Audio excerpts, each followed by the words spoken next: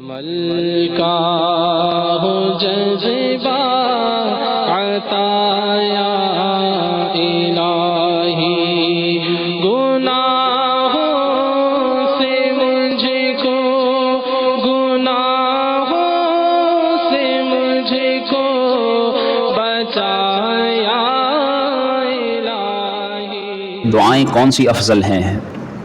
ظاہر ہے بہت سے کام ایسے ہوتے ہیں، لیکن کاموں میں افضل کام بھی کچھ ہوتے ہیں، عبادتیں ہیں لیکن عبادتوں میں سے بھی افضل عبادتیں ہیں۔ ایسے ہی دعائیں بھی بہت ساری ہیں لیکن ان میں افضل دعائیں ہیں، تو مسلمان اگر وہ افضل دعائیں مانگے، ان کا اہتمام کرے تو یقیناً اس کی برکتیں پاتا ہے۔ جیسے ایک افضل دعا ہے اپنے لیے عفو و عافیت مانگنا۔ عفو و عافیت کا مطلب کہ اللہ تعالیٰ سے وہ یہ مانگے، یہ دعا کرے کہ یا اللہ تو مجھے معاف فرما اور مجھے سلامتی عافیت عطا فرما۔ رسول اکرم صلی اللہ علیہ وسلم نے ارشاد فرمایا، ایمان کے بعد سب سے بہتر دعا ہے اپنے لیے عفو و عافیت مانگنا، یعنی سلامتی، معافی، کہ یہ اللہ کو پسند ہے۔ اور 3 دن تک ایک صحابی آتے رہے اور پوچھتے رہے مجھے افضل دعا بتائیے، آپ یہی دعا کہتے رہے کہ اپنے لیے معافی مانگو، اپنے لیے سلامتی عافیت مانگو۔ فرمایا اگر تمہیں یہ مل گئی تو سمجھ لو تم کامیاب ہو گئے۔ اس لیے اپنے لیے سلامتی عافیت اللہ سے مانگتے رہنا چاہیے۔ بہت سے لوگ جو کسی آفت میں مبتلا ہیں، بہت سے لوگ جو کسی مصیبت میں مبتلا ہیں، جو کسی بیماری میں مبتلا ہیں، کوئی تنگدستی میں مبتلا ہے، تو ان سب کو دیکھ کر، ان سب کو ذہن میں رکھ کر اللہ سے ہم یہ معافی مانگیں کہ یا اللہ اول تو ہمارے گناہ معاف فرما، اور دوسرا یہ کہ تو ہمیں ان لوگوں کو جن مصیبتوں میں، پریشانیوں میں، آفتوں میں تو نے مبتلا کیا، ہمیں اس سے عافیت عطا فرما۔ تو یہ دعا مانگنی چاہیے، یہ افضل دعا ہے۔ دوسرے نمبر پر آیہ کریمہ لا الہ الا انت سبحانک انی کنت من الظالمین، یہ دعا بھی بڑی افضل دعا ہے۔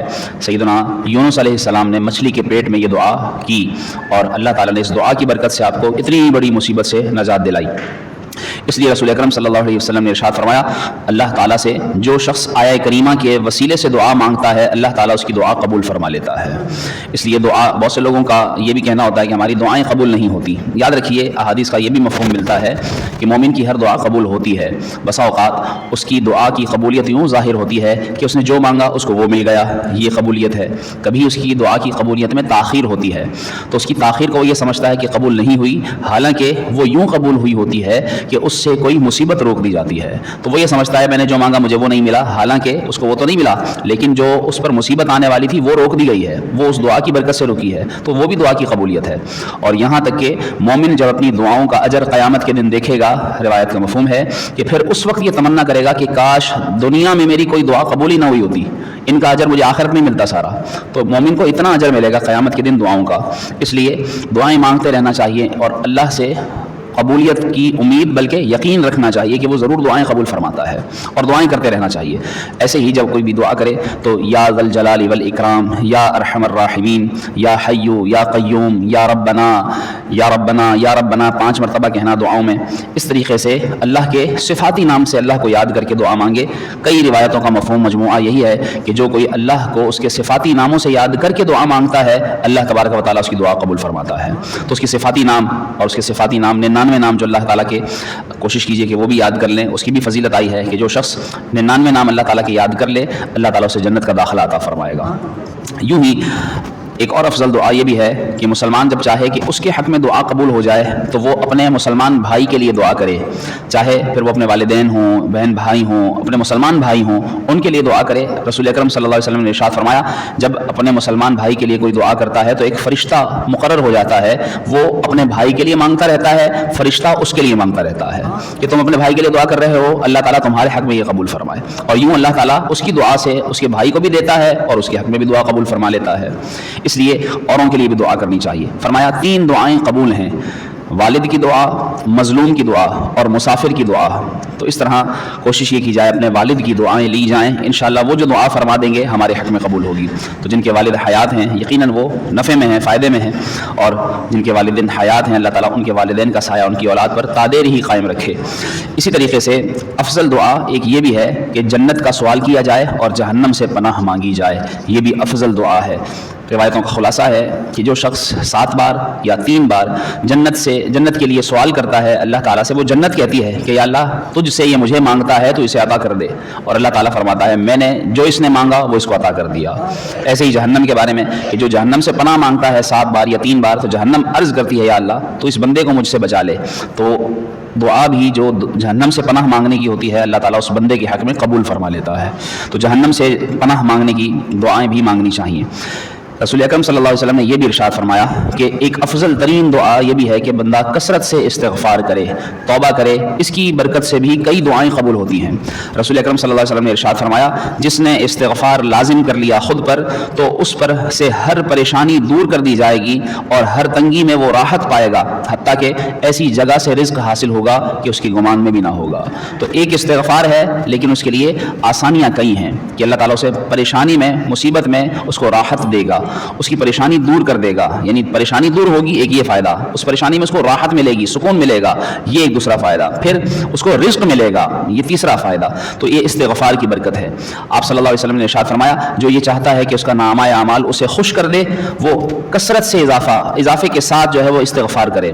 اب کثرت سے استغفار کس کو کہتے ہیں؟ علماء فرماتے ہیں جس طرح حدیثوں کا مفہوم بھی ہے، اور آپ نے بھی کئی روایتیں اب تک جس طرح ہم نے تقریباً کوئی 200 سے زائد احادیث سن چکے ہیں ہم، اور ان کا آپ نے جگہ جگہ تذکرہ سنا ہوگا کہ جو 70 بار ایسا کرے، جو اس طرح 70 مرتبہ ایسا کرے، 70 مرتبہ 70 کا یہ جو عدد آتا ہے یہ دراصل ایک مفہومی عدد علماء نے بیان کیا ہے کہ عربی زبان میں جب کسی چیز کی کثرت کو، زیادہ چیز کو بیان کرنا ہوتا ہے تو اس وقت 70 کا لفظ استعمال کیا جاتا ہے، یا 700 کا لفظ استعمال کیا جاتا ہے، یا 70,000 کا لفظ استعمال کیا جاتا ہے۔ وہ کیوں؟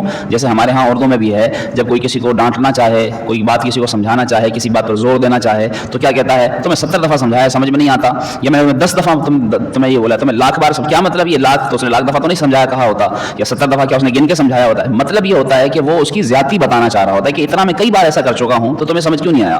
تو اس طرح یہ روایتیں بھی جو اس طرح کی کثرت بیان کرتی ہیں، مطلب یہ کہ کثرت، جو انسان جتنا پڑھ سکے اس کو کثرت سے پڑھنا کہلاتے ہیں، کہا جاتا ہے۔ تو اس لیے ہم کوشش یہ کریں کہ تسبیحات کی کثرت یوں کریں کہ کم از کم جو ہے وہ علماء نے جس طرح لکھا کہ 70 مرتبہ یا 300 مرتبہ یا 700 مرتبہ یا 1000 مرتبہ، یہ عدد جو ہیں وہ کثرت کے عدد ہیں۔ تو اس لیے یہ جو فرمایا گیا کہ جسے چاہیے کہ اس کا نامہ اعمال اس کو خوش کر دے تو وہ اپنے استغفار میں اضافہ کر دے، کثرت کر دے۔ مطلب یہ کہ وہ بس چلتے پھرتے اٹھتے بیٹھتے استغفار کی کثرت کرے۔ نامہ اعمال اس کو خوش کیسے کرے گا؟ یہ یقیناً ہر ایک سمجھتا ہے کہ یقیناً کہ جب اس کا نامہ اعمال اس کو دیا جائے گا تو وہ یوں خوش ہو جائے گا کہ اس کے نامہ اعمال میں نیکیاں ہی نیکیاں ہوں گی اور اللہ تعالیٰ اس کی برکت سے اس کو جنت کا داخلہ عطا فرما دے گا۔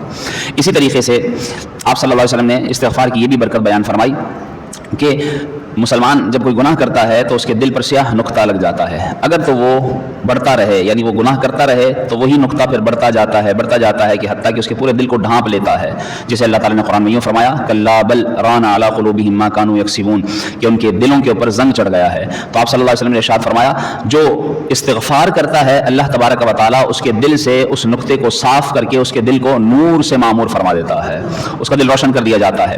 شیطان نے اللہ کی بارگاہ میں کہا کہ یا اللہ جب تک ان کے جسموں میں روح رہے گی میں ان کو بہکاتا گمراہ کرتا رہوں گا۔ تو اللہ تعالیٰ نے بھی فرمایا مجھے بھی میری عزت کی قسم میرے بندے جب تک مجھ سے استغفار کرتے رہیں گے میں بھی ان کو معاف فرماتا رہوں گا۔ سبحان اللہ۔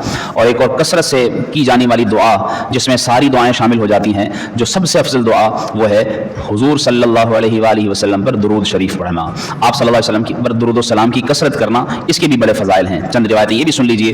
آپ صلی اللہ علیہ وسلم نے جس طرح کی مختلف احادیث بیان فرمائی، کئی موٹی موٹی کتابیں بھی علماء نے درود شریف پر لکھی اور مختلف درود بھی بیان کیے جاتے ہیں، ان کے مختلف نام ہیں، وہ اس پر ایک دن پورے بیان کیا جائے تو وہ کم پڑ جائے۔ تو خلاصہ یہ سمجھ لیں کہ آپ صلی اللہ علیہ وسلم نے کسی روایت میں فرمایا کہ جو مجھ پر ایک مرتبہ درود پاک پڑھتا ہے اللہ پاک اس پر 10 رحمتیں نازل فرماتا ہے۔ ایسے ہی فرمایا کہ تمہارا درود مجھ تک پہنچایا جاتا ہے، باقاعدہ اللہ کے فرشتے مقرر ہیں جو درود پڑھنے والے کا درود بلکہ اس پڑھنے والے کے والد اور اس پڑھنے والے کا نام حضور کی بارگاہ میں پیش کرتے ہیں کہ یہ درود آپ پر بھیجا گیا ہے۔ یہاں تک کہ جب آپ صلی اللہ علیہ وسلم نے یہ ارشاد فرمایا تو ایک صحابی فرمانے لگے کہ یا رسول اللہ صلی اللہ علیہ وسلم کیا آپ کے وصال کے بعد بھی؟ تو آپ صلی اللہ علیہ وسلم نے فرمایا ہاں مجھ تک تمہارا درود پہنچایا جاتا ہے، اللہ نے نبیوں کے جسم کو زمین پر حرام فرما دیا ہے، یہ اللہ تعالیٰ کی انبیاء پر رحمت ہے۔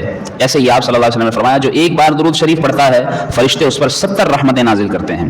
جو فرمایا جو 10 مرتبہ درود پڑھے اس پر 10 رحمتیں، جو 100 مرتبہ درود پاک پڑھتا ہے اللہ تعالیٰ اس کے لیے اس کی آنکھوں کے بیچ لکھ دیتا ہے کہ یہ جہنم سے بھی آزاد ہے اور منافقت سے بھی آزاد کر دیا گیا ہے۔ تو 100 مرتبہ درود شریف۔